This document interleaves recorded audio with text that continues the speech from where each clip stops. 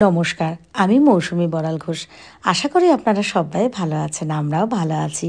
তো ঋষির আঁকা প্রতিযোগিতার পুরস্কারগুলো শেয়ার করেছি, কিন্তু এই কথা কি আপনারা জানেন ঋষি প্রথম পুরস্কার পেয়েছিল 2017 সাল। তখন কিন্তু ঋষির বয়স 7+। আর এটা হচ্ছে আমাদের নবব্যারাকপুর জনকল্যাণ ক্লাবে।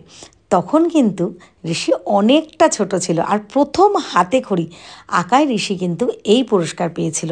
প্রথম পুরস্কার পাওয়া এটা কিন্তু একটা অন্যরকম ব্যাপার, তাই আপনাদের সাথে শেয়ার করলাম।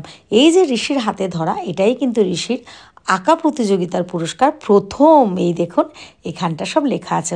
ও তৃতীয় হয়েছিল। তৃতীয় হোক বা প্রথম হোক, এটা কিন্তু আমাদের কাছে একটা অনেক বড় ব্যাপার যে আপনাদের ঋষি প্রথম আঁকা প্রতিযোগিতায় পুরস্কার পেয়েছিল।